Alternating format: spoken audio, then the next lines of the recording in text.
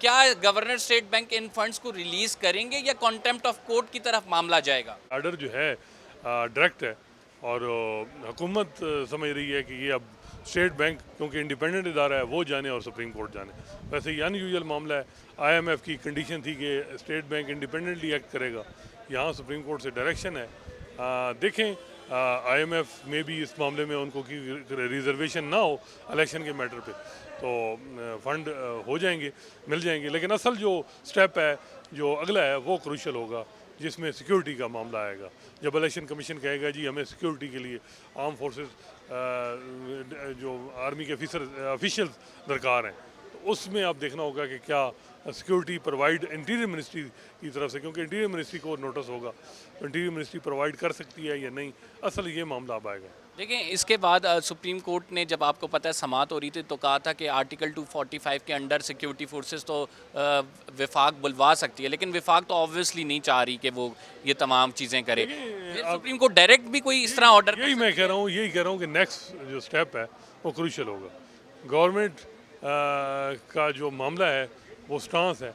जो मेरी इत्तला है कि हेयरिंग के दौरान जो खबरें चली हैं कि जी वो गुस्सा किया गया चीफ जस्टिस की तरफ से या गवर्नमेंट के स्टांस पे, ऐसी कोई बात नहीं। स्मूथ फंक्शनिंग रही हेयरिंग, चैम्बर ऑफ हेयरिंग।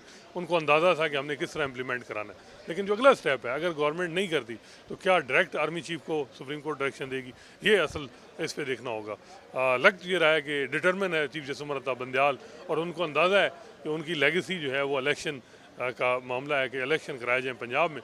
लेकिन मेरे ख्याल में जो इस वक्त सुप्रीम कोर्ट के हालात हैं अंदरूनी, वो बहुत गंभीर हो रहे हैं दिन ब दिन, और देखें अब चीज़ें किस तरफ जाती हैं। मुझे ये बताएं कि अगर ये तमाम मामला इसी तरह चलता रहा, बिकॉज ये बड़ी अनप्रडिक्टेबल सी सिचुएशन है जिस तरह से मामलात आगे बढ़ रहे हैं, तो how do you see this situation के किस क्रूशल पॉइंट तक जा सकती है ये?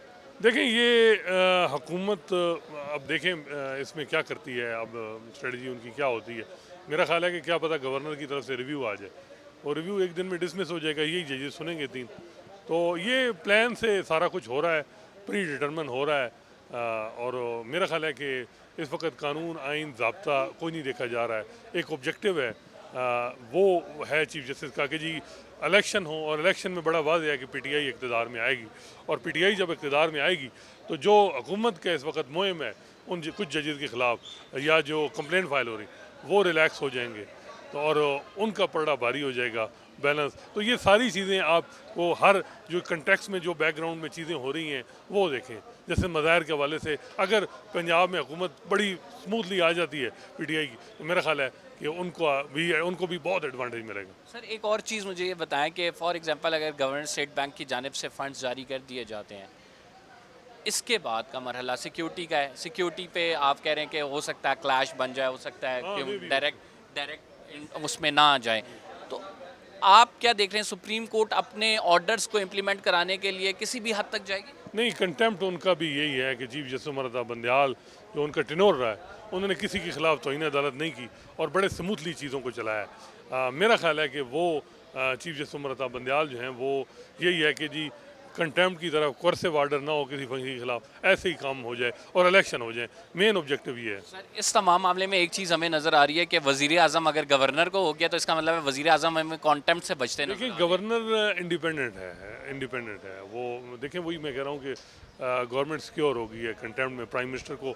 सिक्योर कर लिया कंटेम्प्ट में। अब गवर्नर एक जो स्टेट बैंक है वो ऑटोनोमस बॉडी, वो दे ना दे अब उस पर मेरा नहीं ख्याल कि उसको प्राइम मिनिस्टर भी डायरेक्शन दे सकते हैं कि रुक जाओ। चीफ जस्टिस दे सकते हैं कानूनी तौर पे? अब सुप्रीम कोर्ट की है, कोर्ट ऑफ लॉ। इन्होंने तो कहा था, पाकिस्तान की सुप्रीम कोर्ट तो इफ्तिखार चौधरी साहब ने कहा था कि इंटरनेशनल जो एक्सिड है इंटरनेशनल ट्रिब्यूनल, उनको भी बताएं कि हम रेकॉर्ड का मैटर सुन रहे हैं, आप स्टे कर दें। तो सुप्रीम कोर्ट ऑफ पाकिस्तान की कई ऐसी मिसालें हैं कि ये कर सकते हैं। साकिब बशीर साहब हमारे साथ मौजूद हैं, सीनियर कोर्ट रिपोर्टर। साकिब साहब क्या देख रहे हैं, सुप्रीम कोर्ट का मूड तो जारहाना लग रहा है, और हम देखें मामला जिस तरह से तेज़ी के साथ आगे बढ़ रहे हैं तो ये तो बड़ी संगीन सूरत हाल बन रही है। बिल्कुल, अगर 4 अप्रैल के जो ऑर्डर था उसके तनाजुर में हम देखें और जो गुज़श्ता रोज़ जो ऑर्डर हुआ था उसके बाद आज जो है वो चैम्बर समाअत हुई है, तो जो ऑर्डर है उसका एक डायरेक्टली या इनडायरेक्टली एक मतलब है कि जो हुक्म अदूली हुई है 4 अप्रैल के सुप्रीम कोर्ट के उस जजमेंट की, जिसमें डायरेक्टली ये ऑर्डर था कि 10 अप्रैल तक आपने फ़ंड्स देने हैं। और उसमें दूसरी जो इम्पोर्टेंट बात थी वो ये थी कि चैम्बर में अफसरान को सिर्फ बुलाया गया। ओपन कोर्ट में उमूमी तौर पर इस किस्म के जो अफसरान जब उनको बुलाया जाता है, उनको बेइज्जत किया जाता है, उनको ग्रिल किया जाता है, तो उससे ये तासुर जाता है कि शायद वो डीमोरलाइज हो जाएंगे या इस किस्म की सिचुएशन हो। तो जो चैम्बर में बुलाने का मकसद बज़ाहिर जो है वो यही होता है कि वो ओपनली और हर लिहाज से उनको ग्रिल भी कर सकें, बेइज्जत भी कर सकें और सख्त जो है वो बरहमी का इज़हार कर सकें, जिस तरह का हुआ है चैम्बर में जो समाअत हुई।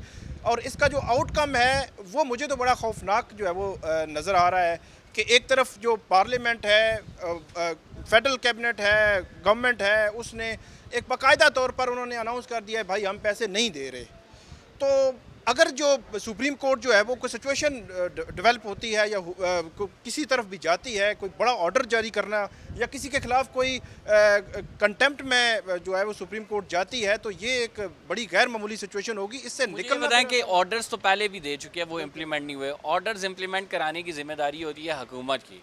जब हुकूमत वक्त ही एक इदारे के खिलाफ सुप्रीम कोर्ट के खिलाफ खड़ी हो जाए कि हमने ऑर्डर्स नहीं मानना, सुप्रीम कोर्ट खुद तो आके ऑर्डर इम्प्लीमेंटेशन कराएगी नहीं। तो क्या देखते हैं ऐसी सूरत हाल में, ये बड़ी एक अनप्रेसिडेंटेड सी सूरत हाल है, क्या बनने जा रहा है? बड़ी एक अजीब सी सिचुएशन जो है वो, मैं तो मुझे जो बज़ाहिर लग रहा है कि जिस तरह का 22 फरवरी के बाद से हम शुरू करें आज तक की सिचुएशन का, तो जो अदालत उज़्मा है, जो सुप्रीम कोर्ट है बतौर इदारा, इसका बहुत ज़्यादा नुकसान हो रहा है। हम एक तरफ का मौक़िफ़ लें, एक तरफ का नैरेटिव लें, वो इनसाइड सुप्रीम कोर्ट हो कि वो 8 जजेस हों, या दूसरी तरफ का नैरेटिव या उनका मौक़िफ़ लें जो 7 जजेस हों। दोनों के नैरेटिव में एक की फतह होगी या एक को किसी जगह बर्तरी होगी, दूसरा नीचे जाएगा। लेकिन मैं ये समझता हूँ कि ओवरऑल अगर देखा जाए तो सुप्रीम कोर्ट का बतौर इदारा बहुत ज़्यादा नुकसान हो रहा है। और जो इम्प्लीमेंटेशन की आपने बात की, इम्प्लीमेंट हुकूमत ने जब कराना है, हुकूमत ने अदलिया के सामने पूरी पार्लियामान खड़ी कर दी है, तो कैसे वो इम्प्लीमेंट होगा? वो नहीं होगा। जब इम्प्लीमेंट नहीं होगा तो उसका जो इनका असर होता है इनके और सुप्रीम कोर्ट के, खास तौर पर सुप्रीम कोर्ट के ऑर्डर्स का, वो गैर मौसर हो जाएंगे। वो तो मतलब उसका कोई वज़न नहीं रहेगा जो होना चाहिए। और इसका एक और मैं अवाम में भी इम्पैक्ट आएगा। अवाम में इम्पैक्ट, अवाम के से ज़्यादा कल की मैं अगर बात करूं, मैं डिस्ट्रिक्ट कोर्ट में एक जज साहब जो है उनसे, उनके सामने मैं वैसे एक सवाल रखा, तो मैंने उनसे पूछा कि जो कुछ सुप्रीम कोर्ट में हो रहा है, सुप्रीम कोर्ट को ज़ाहिर सी बात है सुप्रीम कोर्ट के एक एक एक्ट को फॉलो किया जाता है, वो अदालत आलिया, हाई कोर्ट्स हों या जुडिशरी हो, डिस्ट्रिक्ट जुडिशरी हो, तो इसका जो इम्पैक्ट है, जो रवैयों में जो इख्तलाफात हैं, जो खुल के एक दूसरे के खिलाफ चीज़ें की जा रही हैं, इसका नीचे जजेस में भी इम्पैक्ट जा रहा है।